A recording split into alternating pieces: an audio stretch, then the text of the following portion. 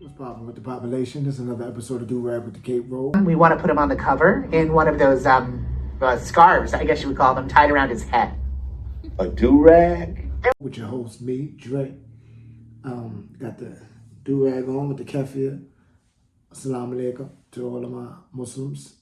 It's day like 15 or 16 of Ramadan, and it's day like 150 something of the genocidal siege of Israel, aka Stolen Palestine, with the help of the West, with, you know, the number one dealers in death in the U.S., giving so many weapons to this genocidal regime.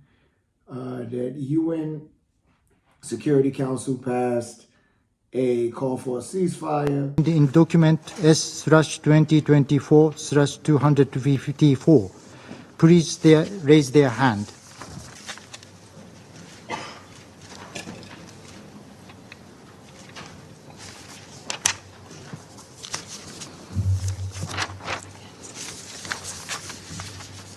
Those against?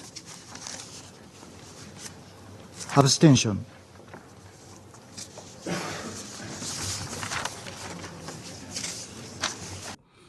It was a ceasefire resolution, but, you know, Israel's not going to follow that because they do what they want.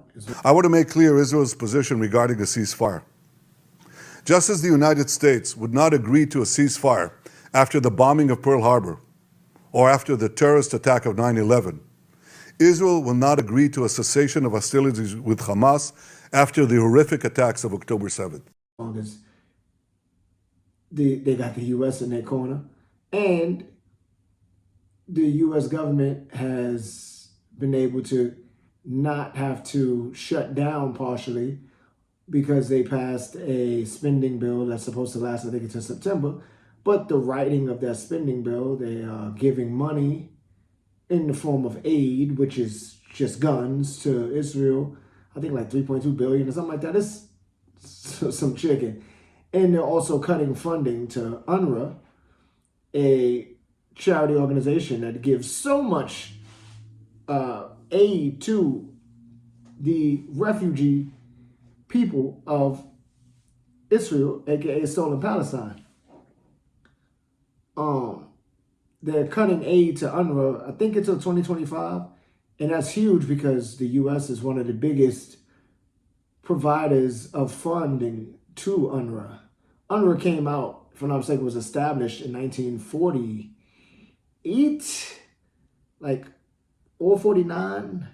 I'll fix it in post, but it only exists because of the creation of Israel, which was basically Zionists coming in and stealing it, you know, the Nakba, where 750,000 Palestinians were displaced and killed and whatnot. And then you had the UN help create the colonial settler project that is Israel, with like the UN partition, which a partition is basically you telling me that where I live at is now somebody else's and we have to share it, which is wild. Because no, that's essentially just like high-level squatting. You shouldn't be trying to steal my house. Yes, you are. Like if I came home and there was somebody in my house and then they told me, I mean, I guess we both live here now, and then I take them to court and the judge is like, yeah, that's insane. But this is, like I said, a quick episode. There was a bridge that fell.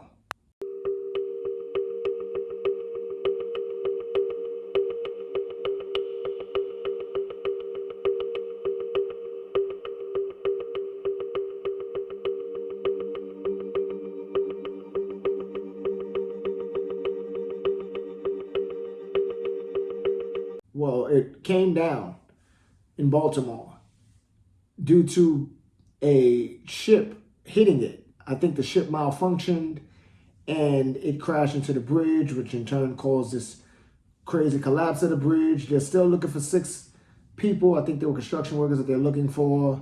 And it's pretty bad. It's the Francis Scott Key Bridge. If you don't know who that is, that was the racist dude that wrote the Star Spangled Banner. And you might be like, oh, you're being woke. It's like, being woke is being aware. Like Francis Scott Key owned humans. He was, funny enough, was on an abolition type time a little bit, but he still was owning people at the same time.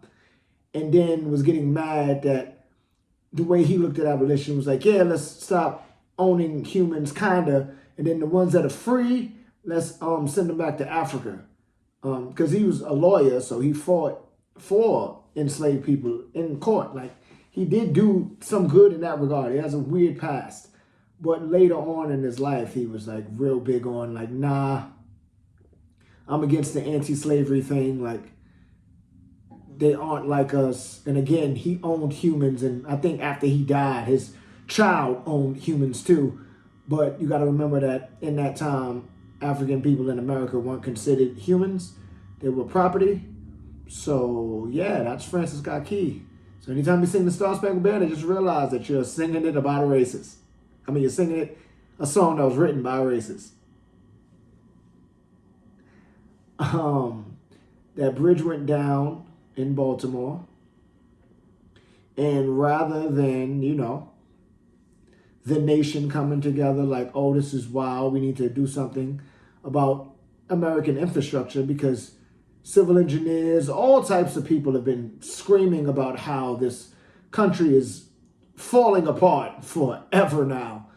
Rather than speaking about the infrastructure and how things need to get fixed and how things need to be more sturdy, you have people talking about this has to do with DEI, which is diversity, equity, and inclusion, as if this ship was black. It was just a ship that malfunctioned. I think it lost power and it crashed into the bridge. And the bridge was technically up to code. It was constructed and it was finished, I think, in 1977.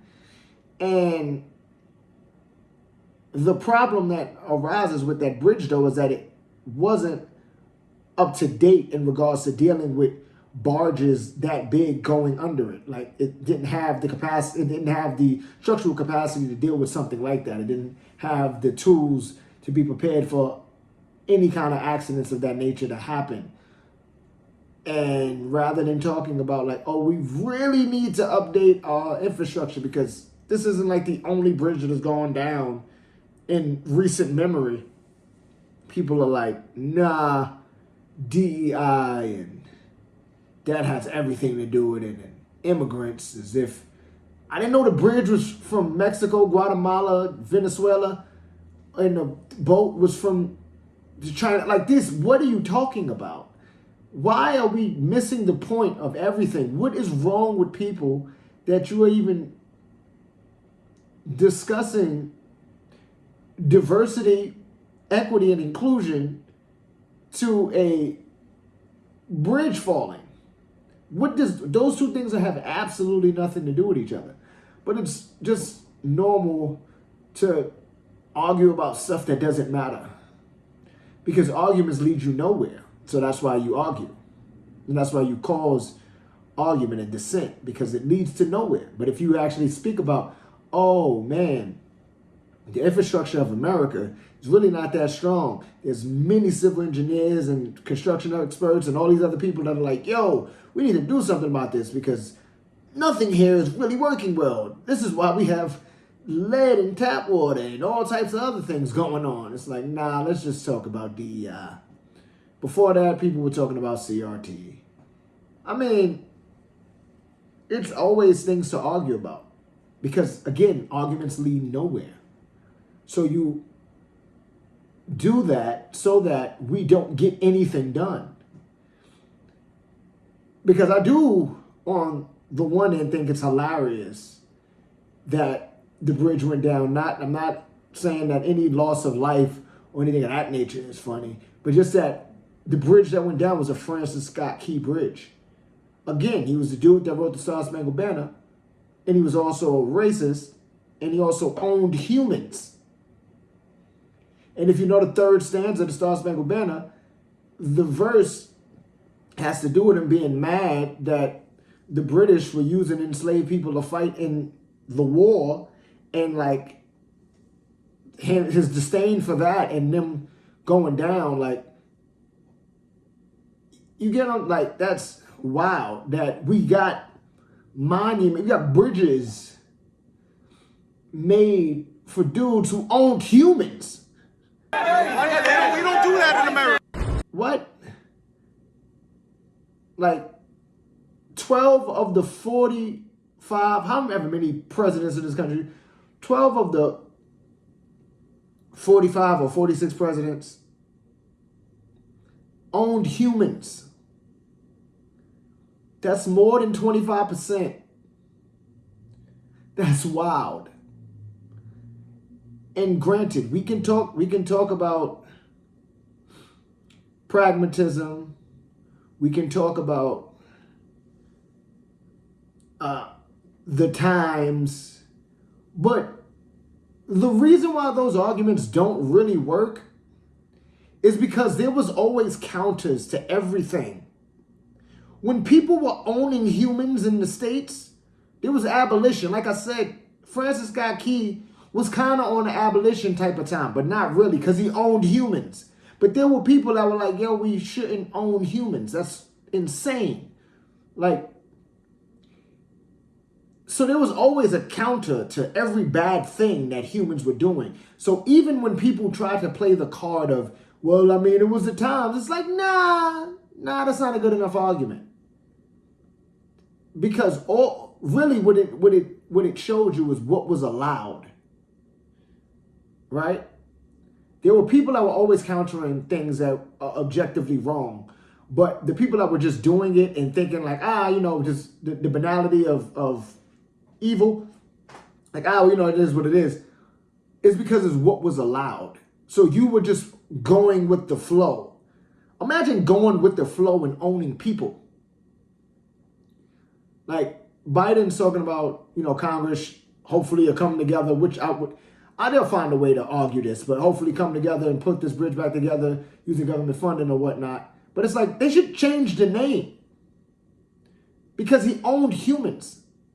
We talk about the Star-Spangled Banner in this country. This country is an idea because this land, people were living on it already, and they were like killed or whatnot, and it was taken away from them. And then they just was like, yeah, slapped America on it. America's an idea. All of these places, states, countries, whatever, are ideas. But like as far as this place, idea, right? And you realize that with ideas, things change as you grow and progress as a human. Your thoughts start to evolve, right? So while at the same time, we can look at the past and look at the complexities of the past and the complexities of a person, because you should never deify or lionize people to extents where they are above reproach. But you should realize that sometimes you should step back from certain people. So when they make that bridge again, maybe you should step back from calling it the Francis Scott Key Bridge. When you do news coverage about the bridge falling, maybe you should step back from DEI having anything to do with it. Maybe you should step back from having scathing remarks about I think he's the mayor or whatever of Baltimore, and trying to say he's a DEI hire. Like 70-something% of the people voted for him. And what does that have to do with a bridge falling? Like, ideology, people's ideas are the things that we have to step back from. Because you have to realize that the only way we can advance is with better thinking, right? Because an evil person is just that, a person. People die. Ideas can live forever. The same way that you can look up and look at old pictures of lynchings of human bodies and see people around those bodies smiling. There will be adults there, and there will also be children smiling because they don't know any better. But they don't know any better. But someone is teaching them, oh, this is cool, this is normal. And then they're going to teach that to other people, because thought is what travels. People die all the time. Ideologies don't if you don't do anything about it. So you will have people arguing about diversity, equity, and inclusion having anything to do with a bridge falling. You'll have people arguing that a nation under siege, a nation of people under siege, is not a genocide because it doesn't fall in line with the language when clearly all of the leadership has said genocidal things. אנחנו מטילים מצור מוחלט על העיר עזה. אין חשמל, אין מזון, אין מים, אין דלק. הכל סגור. אנחנו נלחמים בחיות אדם ואנחנו נוהגים. Hitler didn't want to exterminate the Jews at the time. He wanted to expel the Jews. And Haj Amin al-Husseini went to Hitler and said, if you expel them, they'll all come here. So what should I do with them? He asked. He said, burn them.